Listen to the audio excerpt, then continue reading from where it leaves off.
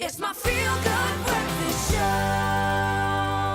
Welcome back. You're live with Expresso on a beautiful Friday morning. It is a massive weekend in sport. Local sports fans, I think, chomping at the bit for our Currie Cup semi-final. Some old rivalries reignited, and of course a big one in the Premier League. Chelsea up against a resurgent, I'm going to say it again, resurgent Man United. Ash joins us now. Before we get onto the Premier League, I know you are more than quietly hopeful this morning after what we saw Man U do against Newcastle. But let's talk Currie Cup.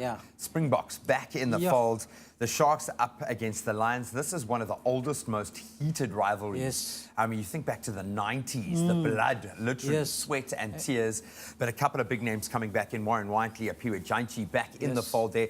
Elton Yankees as well. What was looking like quite a young Lions team suddenly looks, I know they're without Morstead, they're without Malcolm Marks. They've been frozen ahead of the Springbok outbound clash. But what do you make of this encounter? You know, and the Lions, they've won in Durban before. Like you say, in the 90s, they used to go there and just shock that time the Banana Boys, you know. So now they've got the team as well, this time around with all those Boks back. I think they've got a chance this time. They haven't been at the best, the Lions, this season. But with all those guys, Super Rugby finalists, you know, they know their team. They can just get it together when they come together. So, you know, even with the youngsters in the pack, I think that backline is lethal. Having Warren Whiteley on that field, he is one of those, we talk about a talisman, he is that. Yes, now he's a glue in that team because he's a link between forward and backs. So he gets him going on attack. So a lot will also depend on the weather conditions. If it's relatively dry, we know Durban, you know, it can be up and down. You say relatively dry, even on a dry day. It's not going to be totally dry. So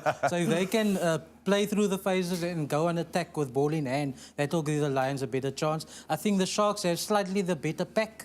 So they'll try and cohesion. So they'll try and deny position to the Lions. And they'll bash it up with the big boys. The Grizz are ready for it. Western Province up against the Bulls. Province have been just undeniably superb this season.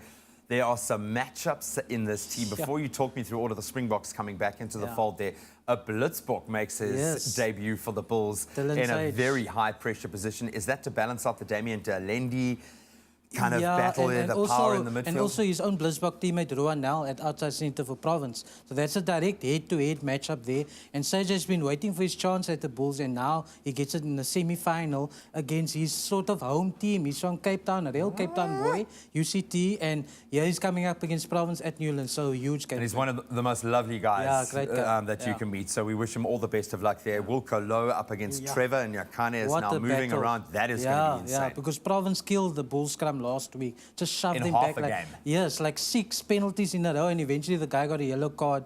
The Bulls lose it prop. So yeah, the Bulls need to show up that scrum.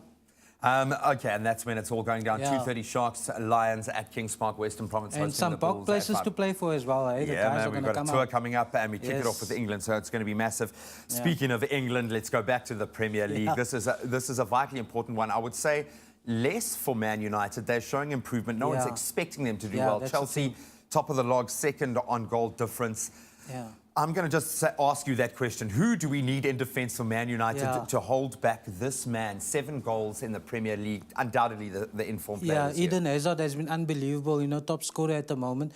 The United's just missing that big central defender like a Vidic in the past, like a Rio Ferdinand, you know. They were hoping perhaps Chris Smalling would be that guy, but, you know, and Eric Bailly they bought in a year or two ago, and it just hasn't worked out. So the United defence, if they can just keep sort of Mark Hazard out of the game, that will be the... Do we cut off his line of supply? How do we... Man U, they've showed, and a brilliant comeback against Newcastle to get a 3-2 win there, and that kind of... I think for the fans, for you guys, that was, it was desperately needed. Like, it looked like an FA Cup final at the end there with guys trading shirts. How do we cut off that line of supply for Hazard? Yeah, they've got a man mark. Put 2 guys on him because he makes Chelsea tick, you know, as much as they have all the other guys as well that can really put the combinations together. I think Hazard is the guy. So keep him out of the game. Then with Paul Pogba pushing forward, that's going to be crucial for United. And he has an opportunity to stamp his mark in the midfield today. It's going to be amazing. And of course, our feature game right here on 3 tomorrow. It's the London Derby. I don't know how I'm going to be a neutral. Spurs up against the Hammers. We're going to kick off our live broadcast coverage at 3:30 tomorrow right here on 3. Go Hammers. Come on, you.